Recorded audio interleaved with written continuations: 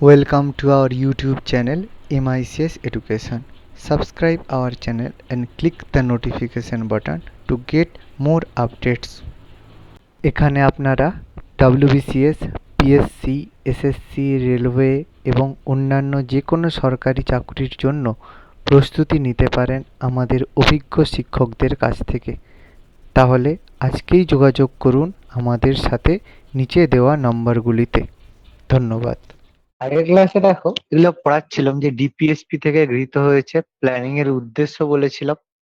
Soviet অনুষ্ঠান, এই দেখো প্ল্যানিং কমিটি 1938, ওকে, যেটা এখানে জিজ্ঞেস করলাম প্ল্যানিং কমিটি 1938, বোম্বে প্ল্যান 1944, 1944, গান্ধীবাদী পরিকল্পনা 1944, পিপলস প্ল্যান জনতা পরিকল্পনা 1945, আর সর্বোদয় পরিকল্পনা 1950। তাহলে planning committee 1938 are planning commission 1950, এই দুটো যেন না গুলিয়ে যায়। কমিটি বললে 38, কমিশন বললে 50। বৈশাখী, মনে থাকবে এবার? হ্যাঁ স্যার। এটা দেখো, এটা গুলিয়ে যায়। আমি আগের দিনের ক্লাসেও বারবার বলছিলাম এটা কিন্তু গুলিয়ে যায়। Planning committee are planning commission দুটো কিন্তু আলাদা। ওকে, এনডিসির কথা বলেছিলাম, জাতীয় উন্নয়ন পর্ষদ। প্রথম পঞ্চবার্ষিকী পরিকল্পনা হলো, তারপর দ্বিতীয় পঞ্চবার্ষিকী পরিকল্পনা 56 থেকে 61, স্টেট ব্যাংক, এলআইসি তৈরি হয়েছিল। থার্ড পঞ্চবার্ষিকী পরিকল্পনায় টার্গেট ভালো ছিল, কিন্তু বিশেষ কারণ তার মধ্যে হচ্ছে চীনের আগ্রাসন নীতি, ভারত পাক যুদ্ধ আর খরার কারণে অর্থনীতির অবস্থা খারাপ হয়ে গেছিল। আচ্ছা, এই পরিকল্পনার ছুটির কালগুলো বলেছিলাম? হ্যাঁ স্যার।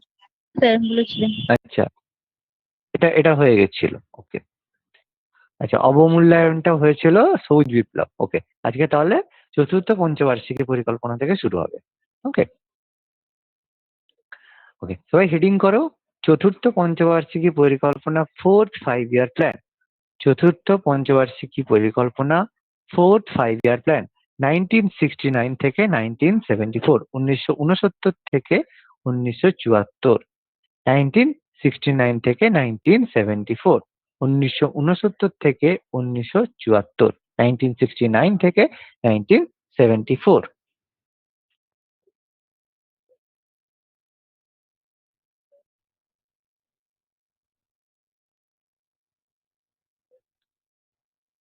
ওকে, দেখো এই সময় কি হয়েছিল। দেখো, খুব খুব একটা গুরুত্বপূর্ণ 1969, এই সময় ইন্দিরা গান্ধীর সরকার, ইন্দিরা গান্ধী গভর্নমেন্ট 14টা ব্যাংকে জাতীয়করণ বা ন্যাশনালাইজেশন করেছিল। একটা খুব বড় পদক্ষেপ ছিল ইন্দিরা গান্ধীর কাজের মধ্যে ব্যাংক জাতীয়করণ করা। এর আগে যে ব্যাংকগুলো ছিল, যেটা আমরা মোটামুটি কিছুটা জানি, কিছুটা আমরা অনেকে জানি না, যেগুলো আমরা ব্যাংকিং চ্যাপ্টারে পড়বো। 1935-এ আরবিআই গঠিত হয়েছিল এবং আরো কিছু ব্যাংক যেগুলো আগে গঠিত হয়েছিল, যেগুলো কিন্তু কখনো জাতীয়করণ করা ছিল না। জাতীয়করণ মানে ফার্স্ট পয়েন্ট, এই পয়েন্টটা সবাই লিখবে, 1969 সালে ব্যাংক জাতীয়করণ করা হয় ইন্দিরা গান্ধী সরকারের আমলে। সবাই খাতায় লিখবে। সেই সময় কি করা হয়েছিল, ব্যাংক ছিল কিছু লোকের হাতে, কিছু লোকে প্রাইভেটের হাতে ব্যাংক ছিল। তো সেক্ষেত্রে মানুষ কিন্তু তখন সেখানে টাকা রাখতে ভয় পেত। ভয় পাওয়ার কারণ যে কোনো মতে যদি ব্যাংক বন্ধ হয়ে যায় তখন সেই টাকাগুলো ডুবে যাবে। এই কারণে ব্যাংকে লোকে ইনভেস্ট করতে ভয় পেত। কিন্তু 69 সালে, 1969-এ ইন্দিরা গান্ধী সরকার জাতীয়করণ করার মাধ্যমে সরকার লোকের কাছে ব্যাংকের প্রতি বিশ্বাসযোগ্যতা জমে। এর কারণে কিন্তু ভারতের ফাইন্যান্সিয়াল মার্কেট কিন্তু যথেষ্ট বেশি স্ট্রং হয়েছিল। ওকে, খুব গুরুত্বপূর্ণ। এই সময় পরিকল্পনা কমিশন যেটা ছিল, যেটা প্ল্যানিং কমিশন ছিল, তার ডেপুটি চেয়ারম্যান ছিল D R Gadgil. Very very important, D R Gadgil. তিনি চতুর্থ পরিকল্পনার দলিল পেশ করেছিলেন। দলিল মানে ইনসেন্স অফ জমি জায়গার দলিল নয়। চতুর্থ পরিকল্পনার যে পরিকল্পনার ক্ষেত্রে যে স্ট্র্যাটেজির প্রয়োজন রয়েছে, যে স্ট্র্যাটেজি গুলো গ্রহণ করতে হবে প্ল্যানিং এর ক্ষেত্রে, সেই স্ট্র্যাটেজি গুলো ডি আর গ্যাডগিলের তত্ত্ব অনুসারে হয়েছিল। এই গ্যাডগিল তত্ত্ব অনুসারে একটা গুরুত্বপূর্ণ কাজ করা হয়েছিল। সুপ্রিত, বলতে পারবে হোয়াই গ্যাডগিলের তত্ত্ব খুব বেশি ইম্পর্টেন্ট?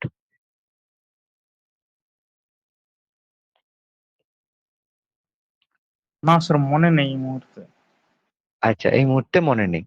দেখো, গ্যাডগিলের তত্ত্ব এই সময় থেকে কিন্তু 1969 গ্যাডগিলের সময় থেকে রাজ্যের হাতে একটা যে আলাদা ফান্ড দেওয়ার প্রয়োজন আছে, অর্থাৎ রাজ্য যে তার ডেভেলপমেন্ট পারপাসে একটা হিউজ পরিমাণ টাকা রাজ্যকে গ্র্যান্ট বা এড হিসেবে দেওয়া হবে, এই সুপারিশ কিন্তু এই চতুর্থ পরিকল্পনায় গ্যাডগিল করেছিল। ওকে, আমি এখানে হয়তো লেখা আছে, যদি না লেখা থাকে আমি তারপরে লিখিয়ে দেবো, বলে দেবো। আশা করি লেখা থাকবে। লিখবে যে চতুর্থ পরিকল্পনার সময় ডেপুটি চেয়ারম্যান ছিলেন D.R. গ্যাডগিল। খুব ইম্পর্টেন্ট। ওকে, দেখো, এই চতুর্থ পঞ্চবার্ষিকী পরিকল্পনার উদ্দেশ্য খুব গুরুত্বপূর্ণ। উন্নতির সাথে স্থিতিশীলতা ও আত্মনির্ভরশীলতা। টার্মগুলো লিখে রাখবে, খুব ইম্পর্টেন্ট টার্ম। কারণ এগুলো কিন্তু পরীক্ষায় কোশ্চেন আসে। চতুর্থ পঞ্চবার্ষিকী পরিকল্পনার লক্ষ্য ছিল উন্নতির সাথে স্থিতিশীলতা ও আত্মনির্ভরশীলতা। মানে উন্নতির সাথে স্থিতিশীলতা কথার অর্থ কি? যে সাপোজ তুমি আজকে 10 টাকা তুমি ইনকাম করছো, পরের মাসে তোমার 100 টাকা ইনকাম হয়ে গেছে। তো তুমি ভাবলে, বা আমার 10%, 10 টাইমস মাল্টিপল হয়ে গেল। বা তুমি তখন আর কি করলে, কাজটা বন্ধ করে দিয়ে চুপচাপ ঘুমিয়ে পড়লে। তাহলে কি তার পরের মাসে তুমি আবার 100 টাকা ইনকাম করতে পারবে? নিশ্চয়ই পারবে না। তার মানে তুমি যে ডেভেলপমেন্টটা করেছো, সেই ডেভেলপমেন্টটা তোমাকে কিন্তু কন্টিনিউ রাখতে হবে। মানে তোমার সার্ভিসটা কিন্তু কন্টিনিউ রাখতে হবে। তাহলে কিন্তু তোমার ইনকাম বলো বা তোমার ডেভেলপমেন্ট বলো, সেটা কন্টিনিউ প্রসেসে চলবে। এই 4th 5 year প্ল্যানিং এর উদ্দেশ্য এটাই ছিল যে উন্নতি করব, কিন্তু উন্নতিটাকে ফিক্সড বা স্থিতিশীল রাখবো, যাতে সেটা আবার ব্রেক করে না যায়। এটা কিন্তু সবচেয়ে বড় লক্ষ্য ছিল। লিখে রাখবে এই পয়েন্ট গুলো, এই টার্ম গুলো যেগুলো আমি হাইলাইট করেছি, এগুলো কিন্তু খুব গুরুত্বপূর্ণ। এবার চতুর্থ পঞ্চবার্ষিকী পরিকল্পনায় সুষ্ঠুভাবে সামাজিক ন্যায় বিচার ও ন্যায়পরায়ণতার উদ্দেশ্যটি উল্লেখ করা হয়েছিল। দেখো, সামাজিক ন্যায় বিচার আর ন্যায়পরায়ণতা কথার অর্থ কি? সামাজিক ন্যায় বিচার মানে যে সবাই সমানভাবে উপযোগিতা পাবে, অর্থাৎ প্রত্যেকের সাথে এরকম ন্যায় বলতে ইন সেন্স অফ যে জাস্টিস, সেটা কিন্তু বলছে না। যে ডেভেলপমেন্ট যেটা হবে, যে ডেভেলপমেন্ট বা উন্নতি যেটা হবে, সেটা যেন সমাজের সবাই পেয়ে থাকে, সবাই পেয়ে থাকে এবং সমানভাবে পেয়ে থাকে। এখানে ইন সেন্স অফ সেটা বলা হচ্ছে। সামাজিক ন্যায় বিচার মানে কোনো জাস্টিসের কথা বলা হচ্ছে না। ন্যায় বিচার মানে যে উন্নতিটা হচ্ছে, সেটা যেন সমাজের কল্যাণে হয়। এবং ন্যায়পরায়ণতা মানে যে একটা শ্রেণীর লোক বেশি ডেভেলপমেন্ট পাবে আর একটা শ্রেণীর লোক কিছুই পাবে না, এটা যেন না হয়। এই জন্য চতুর্থ পঞ্চবার্ষিকী পরিকল্পনার টার্গেটের মধ্যে আমাদের কিন্তু খুব গুরুত্বপূর্ণ মনে রাখতে হবে উন্নতির সাথে স্থিতিশীলতা এবং আত্মনির্ভরশীলতা, সামাজিক ন্যায় বিচার ও ন্যায় পরায়ণতার উদ্দেশ্য। ক্লিয়ার সবার?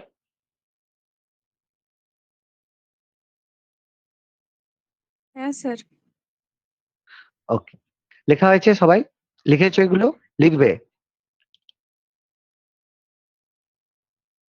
ওকে, দেখো, এই সময়ে দেখো, চতুর্থ পঞ্চবার্ষিকী পরিকল্পনার সময় পরিবার পরিকল্পনার কর্মসূচি গ্রহণ করা হয়। দেখো, এই সময় খুব গুরুত্বপূর্ণ হচ্ছে একটা কাজ করা হয়েছিল, যেটা আমাদের হচ্ছে পপুলেশন রেট কিন্তু অ্যালার্মিং ভাবে বৃদ্ধি পেয়েছিল।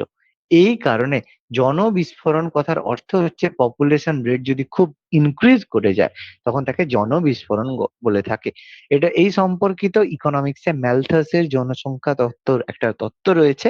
তো সেক্ষেত্রে কিছু থিওরি সেখানে রয়েছে। অলরেডি তোমাদের ফার্স্ট ক্লাসে আমি ম্যালথাসের তত্ত্বের কথাটা বলেছিলাম, কিন্তু তত্ত্বটা কি বলেছে সেটা আমাদের মানে আলোচনার বিষয়বস্তু নয়। কিন্তু তত্ত্বটা যে রয়েছে, সেই নামটা আমাদের মনে রাখতে হবে। এই প্রতিরোধের জন্য পরিবার পরি- স্যার বলছিলাম, এ প্রথম হ্যাঁ, পঞ্চবার্ষিকী পরিকল্পনা তো পরিবার পরিকল্পনা গ্রহণ করা হয়েছিল, হ্যাঁ, অবশ্যই তো? হয়েছিল, কিন্তু সেই জায়গায় কিন্তু এতটা সফলভাবে হয়নি।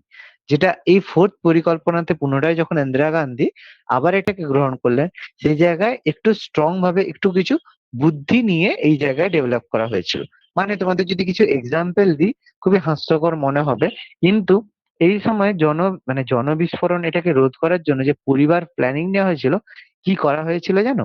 শুনলে হাসবে। যাতে গরিব মানুষদেরকে ফ্রিতে টিভি দেওয়া হয়েছিল, যাতে তারা হচ্ছে টিভি দেখে অ্যামিউজমেন্ট করে জীবন মানে টাইম কাটায়। মানে ফ্যামিলির দিক থেকে যাতে বেশি পরিমাণ প্রোডাক্ট মানে বাচ্চা না হয় এই কারণে। এরকম কিন্তু গভর্নমেন্ট এরকম পলিসিও নিয়েছিল পরিবার পরিকল্পনার জন্য। জিনিসটা খুবই হাস্যকর লাগলেও সেই সময় কিন্তু এটা একটা বড় স্টেপ ছিল। এবং যার রিপারকেশন বলো বা যার মানে বলো কিছুটা অনেকটা কিন্তু সফল হয়েছিল। ওকে? কারণ ডাইরেক্ট ভাবে যদি তাদেরকে বলা হয় তারা কিন্তু কখনোই শুনবে না। তাদেরকে যদি অন্যভাবে তাদেরকে মানে তাদের চিন্তা ভাবনাটাকে একটু ডাইভার্ট করা যায় তাহলেই কিন্তু এটা পপুলার হতে পারে। ওকে? যেমন ফার্স্ট হয়েছিল, ফোর্থ তেও এটা হয়েছিল। লিখবে এটা। নেক্সট এই সময় আঞ্চলিক বৈষম্যতা দূর করা হয় এবং পিছিয়ে পড়া অঞ্চলের উন্নতি করা হয়। খুব গুরুত্বপূর্ণ। পিছিয়ে পড়া অঞ্চল কিছু জায়গা রয়েছে যে জায়গাগুলো অলরেডি মানে সেই সময় পিছিয়ে পড়েছিল। যেমন স্পেশালি আমরা যদি বলি নর্থ ইস্টের যেসব স্টেট রয়েছে প্লাস তার সাথে বিহার বলো বা ছত্তিশগড় বলো কিছু যেই জায়গাগুলো রয়েছে ছত্তিশগড় তখনও ডিভাইড হয়নি। তো কিছু এরকম জায়গা রয়েছে যেগুলো কিন্তু খুব বেশি পিছিয়ে ছিল। বিকজ তাদের সেই জায়গায় ইনফ্রাস্ট্রাকচার ছিল না এবং নর্থ ইস্টের ক্ষেত্রে যে এনভায়রনমেন্ট বা অ্যাটমসফিয়ার কিন্তু সেভাবে সাপোর্টিভ ছিল না। এই কারণে কিন্তু সেই জায়গাগুলোর উন্নতির জন্য কিন্তু ইন্দিরা গান্ধী সরকার যথেষ্ট প্ল্যান নিয়েছিল। ওকে? পয়েন্টগুলো খাতায় লিখবে। ওকে। নেক্সট লেখো এই সময় খুব গুরুত্বপূর্ণ একটা পয়েন্ট যে এই সময় বাফার স্টক বৃদ্ধি করা হয়েছিল। বাফার স্টক বৃদ্ধি করা হয়েছিল। খুব ইম্পর্টেন্ট বাফার স্টক। তাহলে what is buffer stock? Buffer stock কি? কৃষি পণ্যের যোগান এবং দাম স্থির রাখার উদ্দেশ্যে কৃষি পণ্যের উৎপাদন বৃদ্ধির সাথে বাফার স্টক বৃদ্ধি করা হয়। দেখো বাফার স্টক জিনিসটা কি?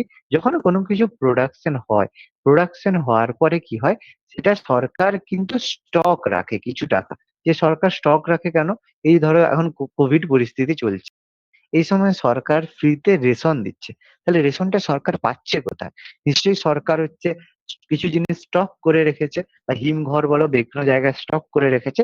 সেই স্টকটাকে আমরা বাফার স্টক বলে থাকি। এইজন্য দেখবে সরকার যখন হয় মানে যখন ওই যে ধান তোলা হয় তখন দেখবে সরকার ধান কেনে, সরকার আলু কেনে। কিসের জন্য কেনে? এইভাবে কিন্তু স্টক করে তারা রাখে। একটা স্টক নির্ধারণ করে এবার সেখানে যেগুলো ওল্ড স্টক থাকে সেগুলো তারা মার্কেটে ছেড়ে দেয়, আবার সেখানে নিউ স্টক এন্ট্রি করে। কিন্তু এইভাবে একটা ফিক্সড পরিমাণ এরকম কৃষিজ পণ্য কিন্তু গভর্নমেন্টকে সবসময় স্টক করে রাখতে হয়। এইটাকে আমরা বলি বাফার স্টক। এই চতুর্থ পঞ্চবার্ষিকী পরিকল্পনায় বাফার স্টককে কিন্তু বৃদ্ধি করা হয়েছিল। ওকে?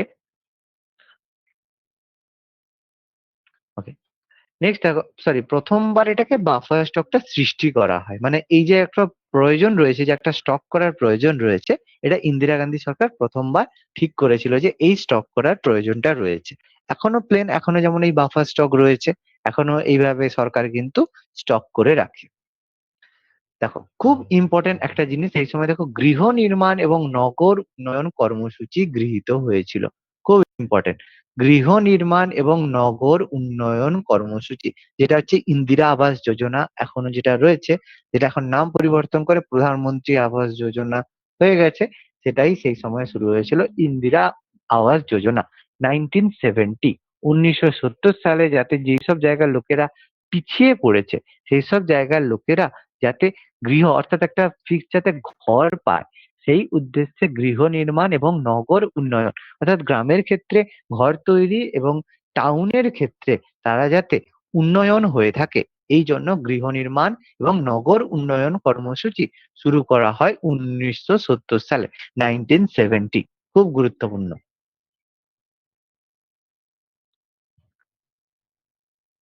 সবার খাতায় লেখা হচ্ছে তো? হ্যাঁ স্যার। হ্যাঁ ওকে। স্যার।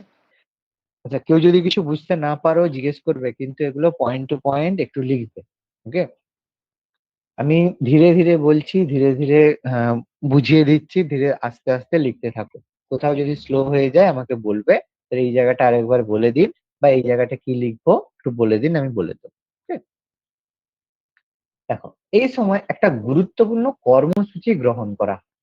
সেই যেমন গৃহ নির্মাণ কর্মসূচির সাথে গ্রামীণ কর্মসংস্থানের জন্য জরুরি কর্মসূচি যেটাকে crash scheme for rural employment চালু করা হয়। যেটা আমরা দেখবে যে প্রায় দেখবে বিভিন্ন জায়গায় লেখা থাকে যে একটা ক্র্যাশ কোর্স শুরু হচ্ছে।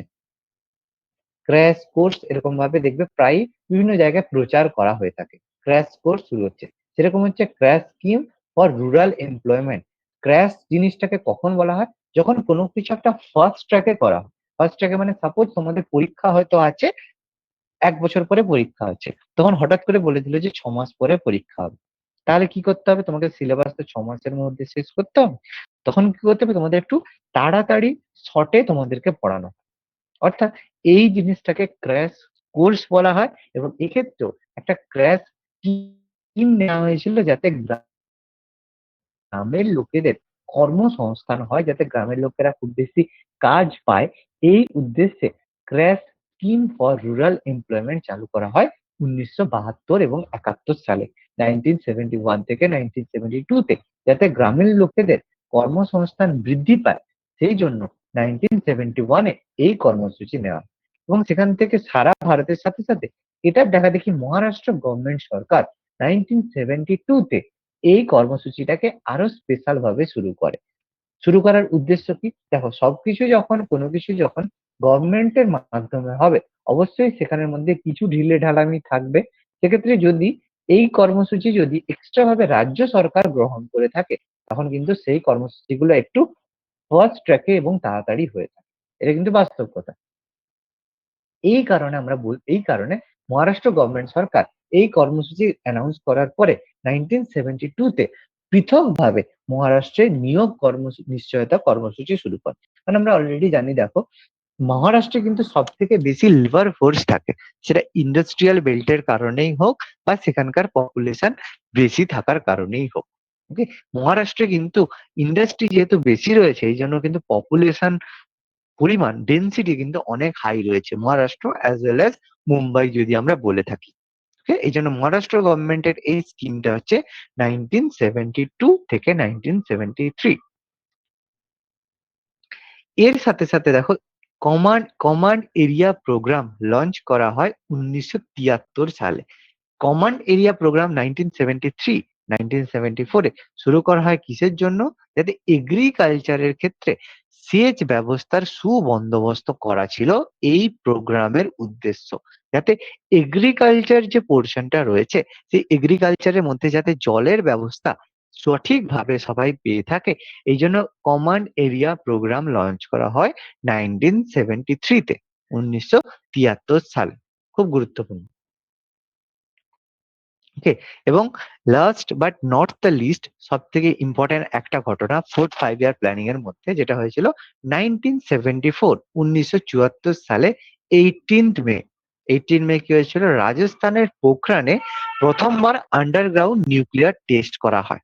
আন্ডারগ্রাউন্ড নিউক্লিয়ার টেস্ট করা হয় 1974 সালের 18ই মে মাসে। এই প্রজেক্টটার নাম ছিল স্মাইলিং বুদ্ধা। এই প্রজেক্টটার নাম ছিল স্মাইলিং বুদ্ধা। কেন করা হয় আন্ডারগ্রাউন্ড নিউক্লিয়ার টেস্টটা, সুপ্রিত? মানে সেই সময় হচ্ছে ইন্ডিয়া ফার্স্ট হচ্ছে নিউক্লিয়ার ওয়েপন, মানে এটা টেস্ট করলে আর কি মানে নিউক্লিয় হ্যাঁ, শক্তিধর দেশগুলোর সাথে লিস্টে একসাথে নাম আসবে। একসঙ্গে একদম। এবং তার সাথে সাথে যাতে দেখো সবসময় আমাদের একটা মানে প্রবলেম থাকে কি, আমরা আমরা কি করি যে একটা জিনিসের মধ্যে যে এখনো পর্যন্ত আমরা ক্রাইসিসে আছি, যখন ইলেকট্রিসিটি উৎপাদন করে আমাদের কিন্তু তাপ বিদ্যুতের উপর নির্ভর করতে হয়। ওকে, কিন্তু আমরা যদি সেই জায়গাতে নিউক্লিয় শক্তি থেকে যদি কারেন্ট বা বিদ্যুৎ উৎপাদন করি, আমরা কিন্তু বেশি পরিমাণে বিদ্যুৎ আমরা উৎপাদন করতে পারবো। ওকে, তা সেক্ষেত্রে কি সুবিধা হবে? আমাদের কয়লার স্টক মানে থাকবে এবং বেশি পরিমাণে কিন্তু আমরা কারেন্ট তৈরি করতে পারবো। এই কারণে দেখো মনমোহন সিং পরবর্তীকালে নিউক্লিয় চুক্তি করেছিল, যার মাধ্যমে তিনি ভারতে নিউক্লিয়ার প্ল্যান্ট তৈরি করার চেষ্টা করেছিলেন। কিছু কিছু জায়গায় অবশ্যই এখন নিউক্লিয়ার প্ল্যান্ট রয়েছে, কিন্তু ব্যাপারটা কি একটা ব্রড সেন্সে এটা করা যায়নি, তার কারণ অবশ্যই পলিটিক্যাল প্রেশার। কারণ কি? কারণ যদি নিউক্লিয়ার এটা তৈরি হয়ে যায়, কারণ কয়লা থেকে মানে নেতারা যে পরিমাণ মানে নিজেদের পকেটটা ভরাতে পারে, সেটা তো ভরানো বন্ধ হয়ে যাবে। এই কারণে কিন্তু তারা নিউক্লিয়ার থেকে মানে নিউক্লিয় শক্তি থেকে বিদ্যুৎ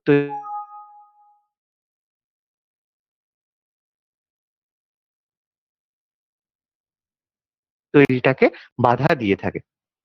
যার জন্য নিউক্লিয়ার যে ওকে, আরো একটা কজ রয়েছে যেই কারণের জন্য নিউক্লিয়ার যে পাওয়ারকে মানে কারেন্ট ইউজের ক্ষেত্রে বাধা দেওয়া হয় বা হচ্ছে একটু ড্রব্যাক মনে হয়, যে যদি কোনো এই মানে এই তাপবিদ্যুৎ কেন্দ্রে অ্যাক্সিডেন্ট হয় সেক্ষেত্রে কিছু লোক মারা যাবে, কিন্তু যদি নিউক্লিয়ার টেস্ট যেখানে নিউক্লিয়ার থেকে কারেন্ট তৈরি হয় সেখানে যদি কোনো অ্যাক্সিডেন্ট ঘটে সেক্ষেত্রে কিন্তু একটা হিউজ পরিমাণ লোক মারা যাবে। কারণ আমরা অলরেডি কিছুটা জানি যে নিউক্লিয়ার যে ক্ষেত্রে যে মানে রেডিয়েশনটা হয়, গামা রেডিয়েশনটা হয়, সেটা কিন্তু আমাদের বংশ পরম্পরাতে সেটার কিন্তু এফেক্ট থাকে। এই জন্য হিরোশিমা নাগাসাকিতে যখন বোম ফেলানো হয়েছিল, দুটো বোমের নাম মনে আছে?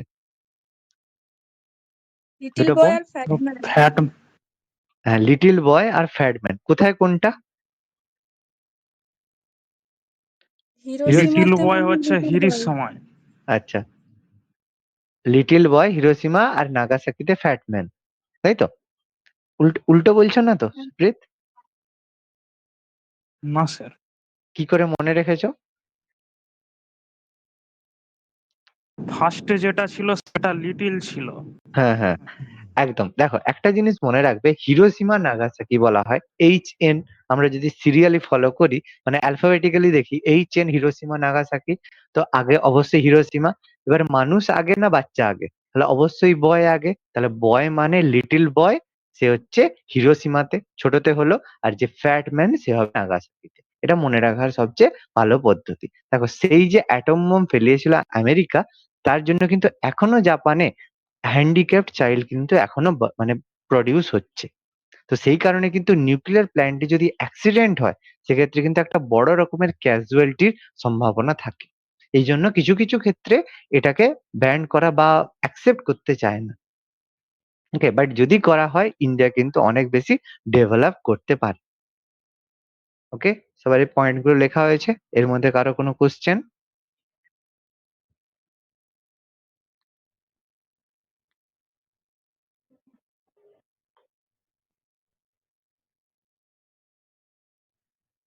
ওকে, নেক্সট তাহলে এবার আমরা যাব পঞ্চম পঞ্চবার্ষিকী পরিকল্পনা, 5th 5-year প্ল্যান, যেটা হয়েছিল 1974 থেকে 1979। পঞ্চম পঞ্চবার্ষিকী পরিকল্পনা হলো 1974, 1974 থেকে 1979, 1974 থেকে 1979। দেখো, এই সময় কি হলো, দেখো খুব একটা গুরুত্বপূর্ণ সময়। এই সময় দেখো 1974 এর সময় একটা বড় রাজনৈতিক মানে চেঞ্জ হয়েছিল।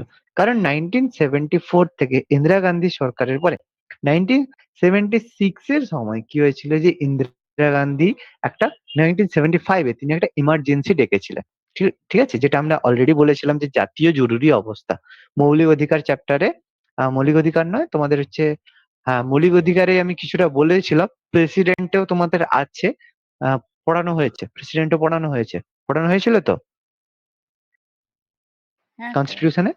তো সেখানে ওই যে ইন্দিরা গান্ধী সরকারের মানে এর কারণে তোমার ইমার্জেন্সির কারণে কি হয়েছিল, এই 5th 5-year প্ল্যান কমপ্লিট হওয়ার আগেই কিন্তু স্টপ করতে বাধ্য হয়েছিল। কারণ 74-এ ইন্দিরা গান্ধী এটাকে অ্যাডপ্ট করেছিল, যেটা 79-এ শেষ হওয়ার কথা ছিল, কিন্তু ইন্দিরা গান্ধী সরকার ফল করার কারণে কিন্তু 1978-এই এই পরিকল্পনাকে ক্লোজ করতে হয়। কারণ ইন্দিরা গান্ধী মানে ক্রাউন থেকে সরে গেলেন এবং তার জায়গায় মোরারজি দেশাই এলেন। ওকে, এই পঞ্চম পঞ্চবার্ষিকী পরিকল্পনা 5th 5-year প্ল্যানিং এর রূপকার বা হচ্ছে যদি বলি তার ফলোয়ার কে ছিলেন, ডি ধর ছিলেন এই পরিকল্পনার প্রধান রূপকার। মানে এর প্ল্যান কার ছিল যদি বলে পঞ্চবার্ষিক পরিকল্পনায় কার মডেলের উপর ভিত্তি করে, ডি ধরের মডেলের উপর ভিত্তি করে। এর উদ্দেশ্য ভেরি ভেরি ইম্পর্টেন্ট, খুব ইম্পর্টেন্ট। এটা কিন্তু যতগুলো পঞ্চবার্ষিকী পরিকল্পনা রয়েছে, ফার্স্ট, সেকেন্ড এবং ফিফথ, ফিফথ এর মধ্যে ফিফথ কিন্তু খুব গুরুত্বপূর্ণ। কারণ এই সময় উদ্দেশ্য ছিল দারিদ্রতা দূরীকরণ এবং অর্থনৈতিক স্বনির্ভরতা। খুব গুরুত্বপূর্ণ। এটা কিন্তু প্রচুর বার পরীক্ষায় কোশ্চেন এসেছে, এমসিকিউ এর ক্ষেত্রে বলতে পারো বা এমনি ক্ষেত্রেও খুব গুরুত্বপূর্ণ এটা কিন্তু টার্ম। যে দারিদ্রতা দূরীকরণ কর্মসূচি প্রথমবার গৃহীত হয় কোন পঞ্চবার্ষিকী পরিকল্পনায়? ফিফথ বা পঞ্চম পঞ্চবার্ষিক পরিকল্পনায় প্রথমবার দারিদ্রতা দূরীকরণ কর্মসূচি গ্রহণ করা হয়। খুব ইম্পর্টেন্ট। এখান থেকে দারিদ্রতা অর্থাৎ পভার্টি রিডাকশন যেটা বলা হয় সেটা কিন্তু এই প্ল্যানিং এর মাধ্যমে শুরু হয়। এর উদ্দেশ্যে দেখো প্রথমবার চালু করা হয় একটা গুরুত্বপূর্ণ কর্মসূচি, যেটা হচ্ছে ন্যূনতম প্রয়োজন পূরণ কর্মসূচি, যেটাকে আমরা বলি মিনিমাম নিড প্রোগ্রাম। খুব ইম্পর্টেন্ট, যেটাকে আমরা বলি মিনিমাম নিড প্রোগ্রাম, যেটাকে বলা হয় ন্যূনতম প্রয়োজন পূরণ কর্মসূচি। অর্থাৎ একজন কর্মচারী বা একজন শ্রমিকের ন্যূনতম কিছু পরিমাণ টাকা বা অর্থের প্রয়োজন রয়েছে বেসিক নিডস পূরণের জন্য। বেসিক নিডস মানে আমরা কোনগুলোকে বলতে পারি? সে সকাল মানে সে একটা ভাত খাবে, বা সে একটা ড্রেস পরবে, কম দামি হলেও একটা ড্রেস পরবে। তো সেগুলো তার বেসিক নিডস এর মধ্যে রয়েছে, অর্থাৎ খেয়ে পরে বেঁচে থাকবে, এই একটা বেসিক নিডস এর মধ্যে রয়েছে। ওকে, তো সেই নিডস পূরণের জন্য প্রথমবার ইন্দিরা গান্ধী গভর্নমেন্ট থেকে এই দারিদ্রতা দূরীকরণ কর্মসূচি গ্রহণ করা হয়। খুব ইম্পর্টেন্ট, মিনিমাম নিড প্রোগ্রাম কর্মসূচি কোন পঞ্চবার্ষিকী পরিকল্পনায় গৃহীত করা হয়েছিল? খুব ইম্পর্টেন্ট, পঞ্চম পঞ্চবার্ষিকী পরিকল্পনা। এর উদ্দেশ্য যদি বলা, এর উদ্দেশ্য আমি বললাম যে গ্রামের গরিব যারা লোক রয়েছে তাদের জীবনযাত্রার মানের উন্নয়ন করা, অর্থাৎ দারিদ্রতা দূরীকরণ। এবং এই পরিকল্পনার মধ্যেই 14 বছর বয়সী শিশুদের জন্য প্রাথমিক শিক্ষার প্রসার ঘটানো, বিদ্যুৎ সরবরাহ, এগুলো লেখার দরকার নেই। এই উদ্দেশ্য, এই জিনিসটা লেখার দরকার নেই, শুধু লিখবে মিনিমাম নিড প্রোগ্রাম কর্মসূচি গ্রহণ শুরু করা হয় এই পরিকল্পনার আন্ডারে। ওকে, স্যার, এই পরিকল্পনার সময় কি ইন্দিরা গান্ধী বলেছিলেন যে গরিবি হাটাও? অবশ্যই, অবশ্যই। এই যে 1975 নেক্সট লাইনে লেখা আছে দেখো, গরিবি হটাও যে স্লোগানটা এই পঞ্চবার্ষিকী পরিকল্পনার সময়েই উচ্চারিত হয় 1975, 1975 সালে। ওকে, হ্যাঁ স্যার। দেখো এটা লিখে নাও, মাঝখানের এই লাইনটা লেখার দরকার নেই। পঞ্চম পঞ্চবার্ষিক পরিকল্পনার উদ্দেশ্যের মধ্যে উদ্দেশ্য অবশ্যই বলবে দারিদ্রতা দূরীকরণ এবং অর্থনৈতিক স্বনির্ভরতা।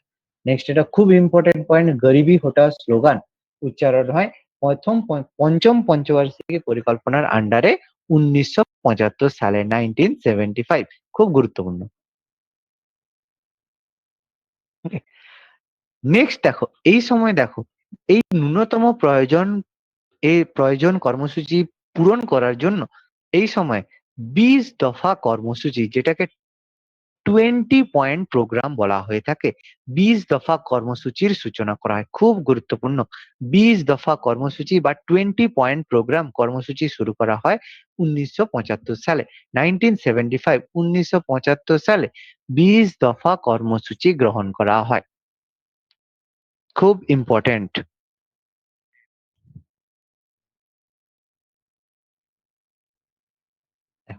এর সাথে সাথে এই 20 দফা কর্মসূচির উদ্দেশ্য কি ছিল? দেখো সেম ব্যাপার, দারিদ্র মানে অর্থাৎ দারিদ্রতা দূরীকরণ, দারিদ্রতা নিরসন এবং দরিদ্র শ্রেণীদের লোকের জীবনযাত্রার মানের উন্নয়ন করা। সেম ব্যাপার, মানে ফিফথ 5 ইয়ার প্ল্যান মেনলি উদ্দেশ্যটাই ছিল দারিদ্রতা দূরীকরণ করা। জাস্ট লিখবে কর্মসূচিটা কবে গৃহীত হয়েছে, ব্যাস সেটা বলেই এনাফ। এবার দেখো মরুভূমি উন্নয়ন কর্মসূচি। মরুভূমি উন্নয়ন কর্মসূচি এটাও গৃহীত হয় 1977 আর 1978-এ। মরুভূমি উন্নয়ন কর্মসূচি মানে আমাদের মরুভূমি কোথায় আছে? একমাত্র রাজস্থান। রাজস্থানে আছে। রাজস্থান। রাজস্থানে আছে। এই মরুভূমির উন্নয়ন, মরুভূমি বলবে মরুভূমির মধ্যে আবার স্যার কি উন্নয়ন হবে?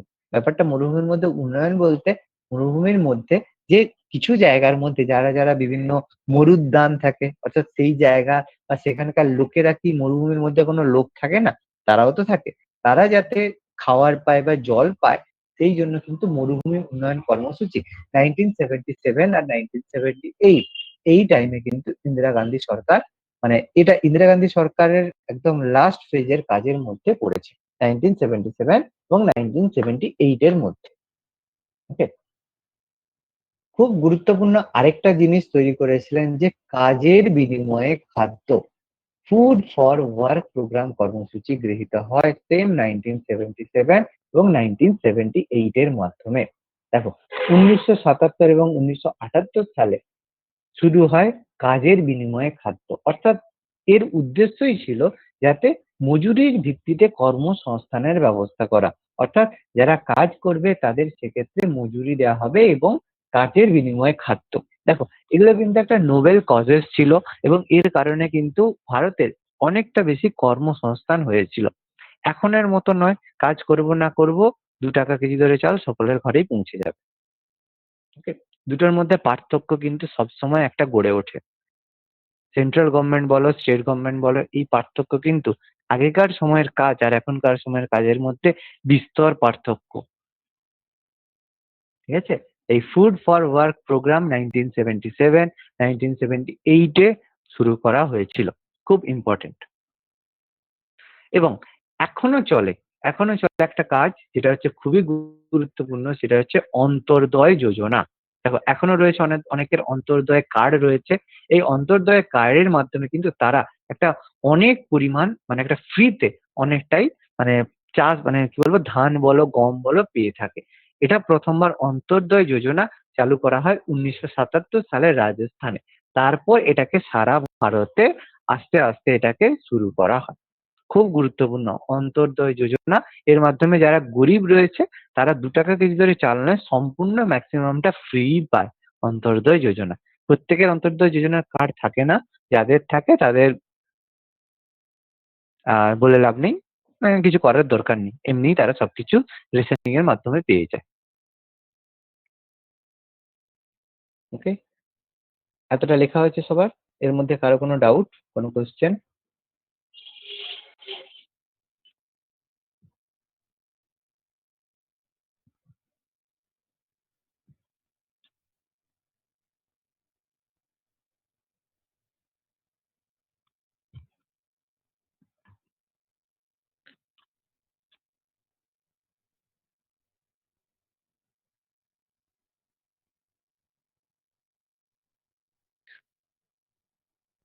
বলে বলবে।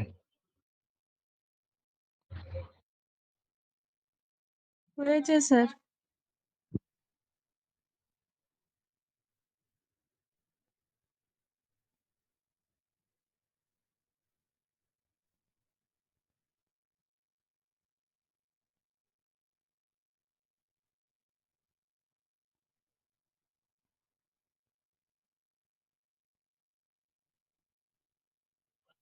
ওকে, দেখো এবার দেখো আমি যেটা বললাম যে ইন্দিরা গান্ধী সরকার ফল করার ফলে যখন মোরারজি দেশাই ক্ষমতায় এলেন, জনতা সরকার ক্ষমতায় যখন এলেন 1977-এ জনতা সরকার ক্ষমতায় আসার পরে নতুন ভাবে কিন্তু প্ল্যানিং কিন্তু শুরু করলেন, অর্থাৎ 77-এ জনতা দল ক্ষমতায় আসার পরে 78-এর মধ্যে তিনি 78-এর শুরুতেই কিন্তু তিনি এই প্ল্যানিং গুলো বন্ধ করে দিলেন, অর্থাৎ এই পঞ্চবার্ষিক পরিকল্পনা তিনি কিন্তু টোটালি স্টপ করে দিলেন।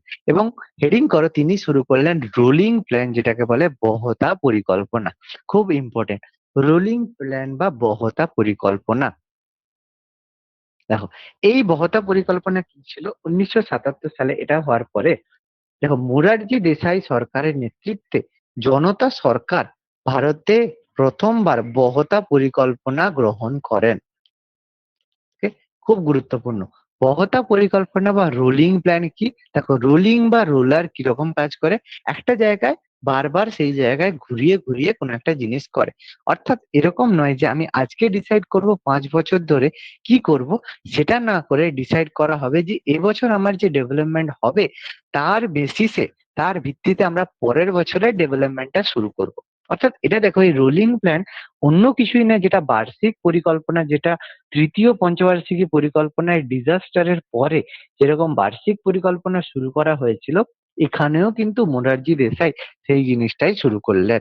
এটা শুধু নাম পরিবর্তন করলেন কিন্তু জিনিসটা সেম রাখলেন। ওকে, এই কারণে ইন্দিরা গান্ধী সরকার মানে মোরারজি দেশাইয়ের জনতা সরকার এই 1978 থেকে 1983 এর এই টাইমে তোমার 6 5 ইয়ার প্ল্যান অ্যাডপ্ট না করে তিনি কি করলেন, অ্যাডপ্ট করলেন বার্ষিক পরিকল্পনা। তিনি প্রথমবার 1977 1978 এই টার্মের জন্য একটি বার্ষিক পরিকল্পনা তৈরি করলেন। খুব গুরুত্বপূর্ণ। ওকে, এই 1978 থেকে 73-এর মধ্যে, 78 থেকে 83-র মধ্যে এটাকে জনতা সরকারের ষষ্ঠ পরিকল্পনাও বলা হয়ে থাকে। ওকে, অর্থাৎ তিনি কিন্তু পঞ্চবার্ষিকী, হ্যাঁ বলো। বুঝতে পারলাম না। ওকে, দেখো দেখো এর আগে কি হচ্ছিল, সব পঞ্চবার্ষিকী পরিকল্পনা একটা 5 বছরের টার্গেট হচ্ছিল, যে 5 বছর ধরে কি হবে সেটা আমি 5 বছর আগেই ডিসাইড করে নেব। ওকে, যেমন 1950-এ ঠিক হলো যে 51 থেকে 56-এর মধ্যে কি কি হবে ডিসাইড করে নেব। এখন কি করা হচ্ছে, 1978 সালে একটা প্ল্যান নেওয়া হলো। এবার 1978 সালের শেষের দিকে ডিসেম্বর মাসের মধ্যে আমি ডিসাইড করব 1969 অর্থাৎ 79-এ আমি আবার কি প্ল্যান নেব। আবার 1979 শেষ হলে 80-র শুরুতে আমি আবার ডিসাইড করব 80-তে আমি কি ধরনের প্ল্যান নেবো। অর্থাৎ প্রতি বছর আমি কিন্তু নিজের প্ল্যানটাকে পরিবর্তন করব। অর্থাৎ যদি দেখি এগ্রিকালচার ডেভেলপ করছে, তখন এগ্রিকালচারের থেকে ফোকাস সরিয়ে ইন্ডাস্ট্রির উপর ডেভেলপ করবো। বোঝা গেছে? এই জন্য এই পরিকল্পনা বা বহতা পরিকল্পনাকে আমরা বার্ষিক পরিকল্পনা বলে থাকি। বোঝা গেছে বৈশাখী? হ্যাঁ স্যার। ওকে, এই জন্য দেখো এটাকে জনতা সরকারের ষষ্ঠ পরিকল্পনাও বলা হয়ে থাকে। এখানে লিখবে কি, যে বহতা রোলিং প্ল্যানের মধ্যে লিখবে যে মোরারজি দেশাইয়ের নেতৃত্বে ভারতে প্রথম বহতা পরিকল্পনার সূচনা করা হয়। তারপর লিখবে জনতা সরকার 1978 থেকে 83 সালের মধ্যে বার্ষিক পরিকল্পনার কথা ঘোষণা করে। বার্ষিক পরিকল্পনার কথা ঘোষণা করে। ওকে, এই দুটো পয়েন্ট লিখলেই হবে। এই দুটো লেখা হয়েছে। হ্যাঁ স্যার। ওকে, এবার দেখো এই বহতা যে পরিকল্পনাটা রয়েছে এর ধারণা দিয়েছিল সর্বপ্রথম, খুব ইম্পর্টেন্ট, রোলিং প্ল্যানের আইডিয়া কে দিয়েছিল বলতে হবে, অধ্যাপক র্যাগনার ক্রিস। এই ধারণার প্রথম দিয়েছিলেন অধ্যাপক র্যাগনার ক্রিস। খুব গুরুত্বপূর্ণ, রোলিং প্ল্যানের ধারণা প্রথমবার দিয়েছিলেন অধ্যাপক র্যাগনার ক্রিস।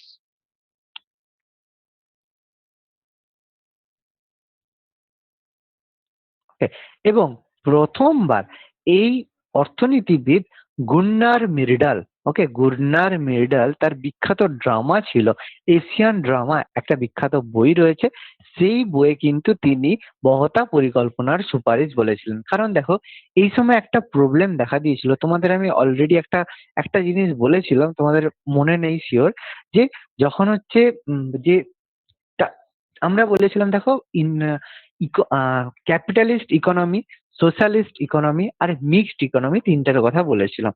দেখো প্রথম থেকে কিন্তু ক্যাপিটালিস্ট ইকোনমি একটা জায়গা, মানে যেমন আমেরিকা বলো, ইংল্যান্ড বলো, তারা ক্যাপিটালিস্ট ইকোনমির উপর ডিপেন্ড করে।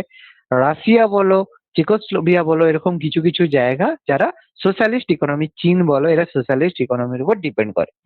এবার কি দেখা দিল, যে মেনলি 1934 থেকে 43 এই টাইমের মধ্যে কি হলো, প্রথমবার দেখলো যে ক্যাপিটালিস্ট ইকোনমি যারা রয়েছে তারা হিউজ পরিমাণে লস শুরু করলো, প্রচুর লস করেছিল। ওকে, তখন তারা ভাবতে বাধ্য হলো, বড় বড় ইকোনমিস্টরা ভাবতে বাধ্য হলো যে কেন এত লস হলো, কি ঘাটতি রয়েছে। তখন সেই সময় বিখ্যাত অর্থনীতিবিদ ছিল একজন জে.এম. কেইনস বলে। অলরেডি তোমরা হয়তো নামটা মনে থাকবে, যে মনে না থাকে খুব বেশি চাপ নেওয়ার দরকার নেই, জাস্ট শুনে রাখো গল্পের মতো। কেইনস বলে একজন বিখ্যাত অর্থনীতিবিদ ছিল, তিনি প্রথম সুপারিশ করলেন যে এই ক্যাপিটালিস্ট ইকোনমিটাও ঠিক রয়েছে, সোশ্যালিস্ট ইকোনমিও ঠিক রয়েছে, কিন্তু প্রসেস যেতে হবে এদের দুজনের মিডল দিয়ে যেতে হবে। অর্থাৎ কিছু সেক্টরকে প্রাইভেট রাখো, কিছু সেক্টরকে গভর্নমেন্টের মধ্যে আনো।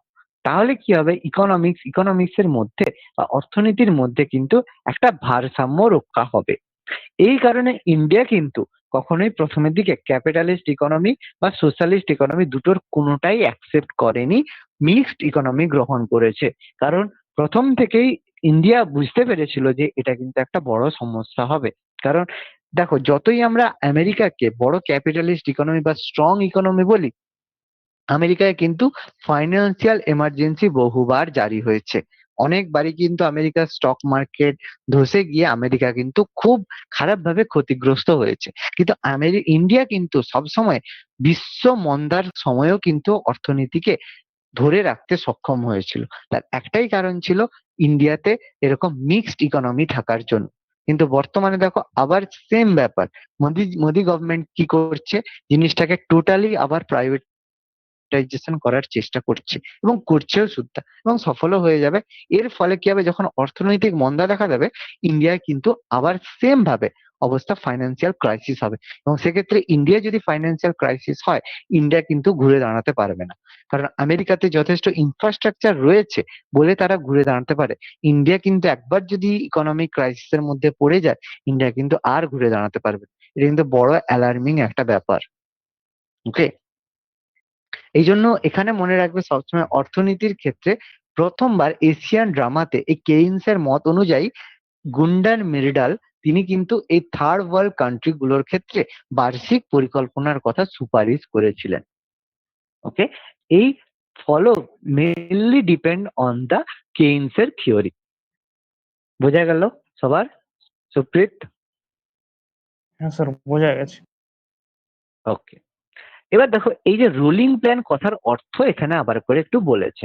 রোলিং প্ল্যান কথার অর্থ আমি অলরেডি বলে দিয়েছি। রোলিং প্ল্যান কথার অর্থ কি, যে প্রথম বছরের প্ল্যানিং অনুযায়ী কাজের মূল্যায়ন করে এবং তা বিশ্লেষণ করে দ্বিতীয় বছরের জন্য নতুন। ওকে, অলরেডি যেটা বললাম সেটাই, যে রোলিং প্ল্যান মানে একসঙ্গে 5 বছরে ডিসাইড করব না, প্রতি বছর আমি ডিসাইড করব যে পরের বছর আমি কি করতে চলেছি। এই জন্য এখান থেকে দেখো, হিন্দু রেট অফ গ্রোথ এই শব্দটি প্রথমবার ব্যবহার করেছিলেন বিখ্যাত ভারতীয় অর্থনীতিবিদ রাজকৃষ্ণা। ওকে, এটা লিখে নাও। হিন্দু রেট অফ গ্রোথ শব্দটি প্রথম ব্যবহার করেছিলেন অধ্যাপক ভারতীয় অর্থনীতিবিদ রাজকৃষ্ণা।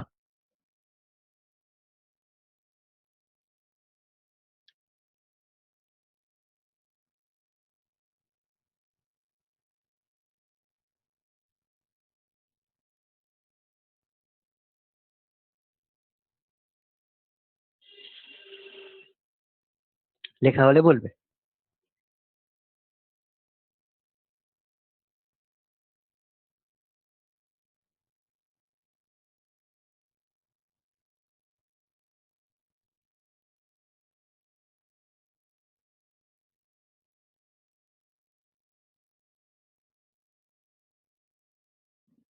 হয়েছে স্যার। ওকে, নেক্সট দেখো, খুব গুরুত্বপূর্ণ, নেক্সট আছে 6 5 ইয়ার প্ল্যান, অর্থাৎ ষষ্ঠ পঞ্চবার্ষিকী পরিকল্পনা। দেখো, এবার আমি বলেছিলাম যে মোরারজি দেশাই, অলরেডি আমরা এটা টুকটাক জানি, যে মোরারজি দেশাই গভর্নমেন্ট কিন্তু বেশি দিন থাকতে পারলো না, এবং ইন্দিরা গান্ধী গভর্নমেন্ট আবার কিন্তু 1980 অর্থাৎ 1980 সালে কংগ্রেস সরকার আবার পুনরায় ক্ষমতায় এলো, এবং সেখানে ইন্দিরা গান্ধী আবার ভারতের প্রধানমন্ত্রী হিসাবে নিযুক্ত হলেন। এবং অবশ্যই ইন্দিরা গান্ধী যখনই ভারতের প্রধানমন্ত্রী হিসাবে নিযুক্ত হলেন, তিনি কিন্তু এই রোলিং প্ল্যানটাকে অবসান ঘটিয়ে 6 5 ইয়ার প্ল্যানটা শুরু করলেন 1980 থেকে 1985 টার্মের মধ্যে। অর্থাৎ রোলিং প্ল্যানটাকে আবার পুনরায় চালু করলেন ইন্দিরা গান্ধী সরকার। এবং এই সময় 6 5 ইয়ার প্ল্যানিং এর মধ্যে খুব একটা গুরুত্বপূর্ণ ঘটনা আসে, কারণ এখান থেকেই শুরু হয় দুটো বিখ্যাত টার্ম, সেটা হচ্ছে ইকোনমিক লিবারাইজেশন এবং নেহেরু নেহেরু নেহেরুভিয়ান সোশ্যালিজম। নেহেরুর সোশ্যালিজম এবং ইকোনমিক লিবারেশন, এই দুটো টার্ম প্রথমবার সূচনা করা হয় বা প্রথমবার আসে এই 6 5 ইয়ার প্ল্যানিং এর মধ্যে। লিখবে ভালো করে এই দুটো, স্পেলিংটা কিন্তু খুব ভালো করে লিখবে।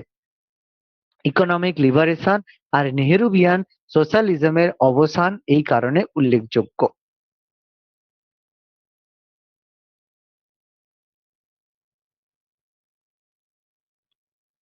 দেখো জিনিসটা কি হলো আমি এখানে বলছি। দেখো দেখো এই সময় কি হলো, যে যেহেতু ইন্দিরা গান্ধী সরকার ভারতে আসার পরে, তিনি কি করলেন, সেকেন্ড টার্মে আসার পরে তিনি কিন্তু একটা গুরুত্বপূর্ণ রিফর্ম শুরু করলেন। তিনি কিন্তু শুরু করলেন একটা গুরুত্বপূর্ণ জিনিস, সেটা হচ্ছে ইকোনমিক লিবারাইজেশন। আচ্ছা, ইকোনমিক লিবারাইজেশন সম্পর্কে সুপ্রিত কি বোঝো? What is economic liberalisation? উদারীকরণ, অর্থনৈতিক উদারীকরণ। অর্থনৈতিক উদারীকরণ, একটা ছোট করে কোনো এক্সাম্পলের মাধ্যমে একটু বুঝিয়ে দাও তো। যে কোনো একটা এক্সাম্পল।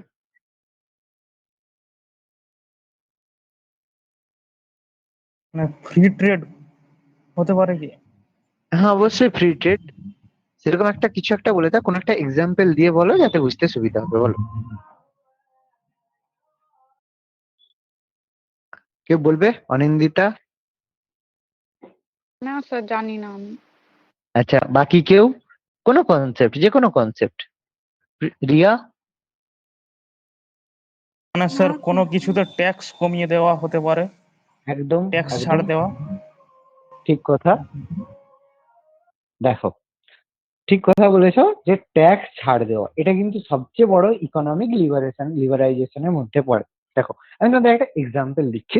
সাপোজ তুমি একটা ফোন তৈরি করেছো, যে তোমার নাম দিয়ে দিলে যে XYZ একটা ফোন তুমি তৈরি করেছো, এবার ফোনটা তৈরি করতে তোমার 10 টাকা খরচ হয়েছে।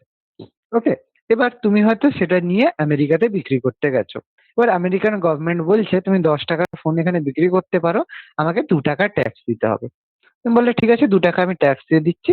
তাহলে তুমি কি করলে, 10 টাকায় ফোনটা তৈরি করলে, আমেরিকা গভর্নমেন্টকে 2 টাকা ট্যাক্স দিলে এবং নিজের 5 টাকা প্রফিট রেখে ফোনটাকে 17 টাকায় আমেরিকায় বিক্রি করলে। ব্যাস, তোমার 5 টাকা প্রফিটও হলো, তুমি চললে খুব অসুবিধা নেই। এবার তুমি সেটাকে চীনে বিক্রি করতে গেলে সেম 10 টাকা নিয়ে, চীনের গভর্নমেন্ট বলল যে আমাকে 50 টাকা ট্যাক্স দিতে হবে।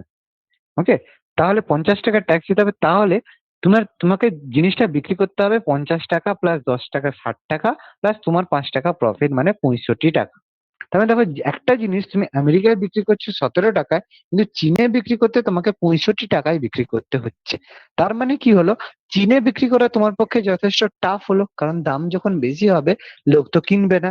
তার মানে সেক্ষেত্রে কি, যদি তুমি ইকোনমিক্স এর মধ্যে, অর্থনীতির মধ্যে বাইরে থেকে যারা আসছে তাদের উপর যদি ট্যাক্স বাড়িয়ে দাও, বা সেম ব্যাপার যদি ইন্টারনাল ক্ষেত্রেও আমি বলি, কোনো জিনিসের উপর বেশি ট্যাক্স বাড়িয়ে দাও, তাহলে কি হবে, তাদের গ্রোথ সেভাবে বাড়বে না।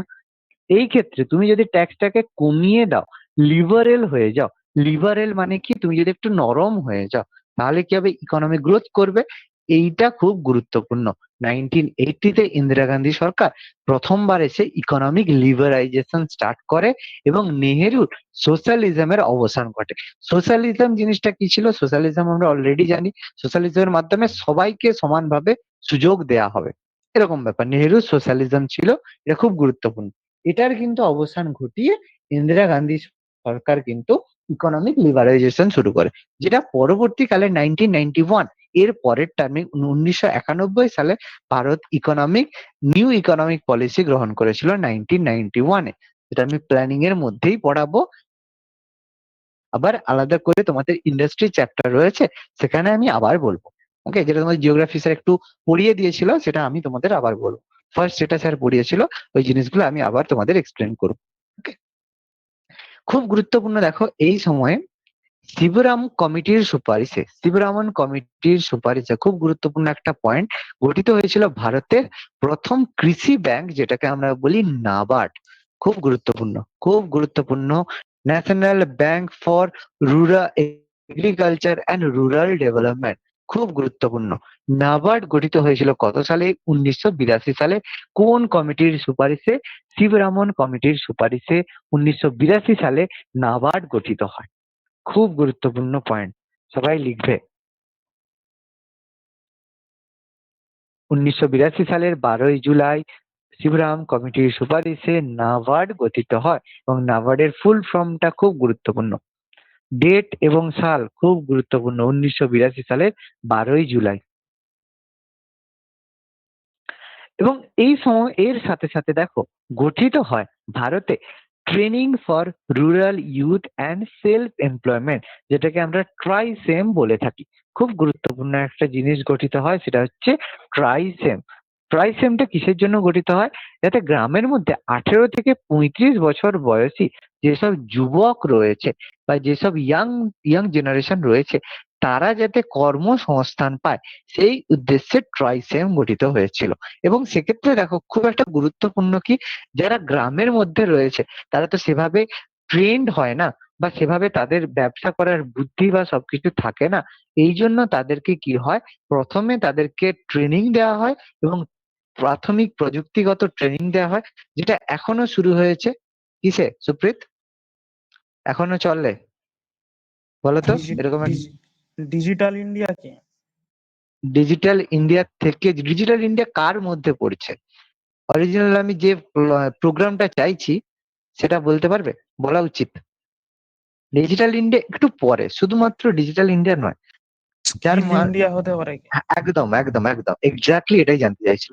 স্কিল ইন্ডিয়া যেটা হয়েছে মানে প্রধানমন্ত্রী কৌশল বিকাশ যোজনা, যে PMKVY, ওকে, ওর উদ্দেশ্যই এটা গ্রামের লোক বা শহরের লোকেদের ট্রেন করে, জেনারেলি 6 মাসের একটা ট্রেনিং হয়, ডিফারেন্ট সেক্টরে হয়, রিটেল সেক্টরে হয়, ব্যাংকিং সেক্টরে হয়, অটোমোবাইল সেক্টরে হয়, বিভিন্ন সেক্টরে তোমাকে ট্রেনিং দিয়ে যাতে তুমি নিজস্ব একটা কাজ করতে পারো।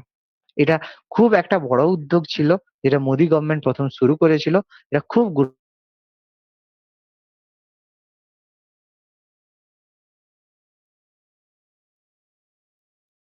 স্টেপ ছিল, প্রধানমন্ত্রী কৌশল বিকাশ যোজনা। আমাদের স্কিম গুলো লিখিয়েছিলাম সেখানে ওইটা।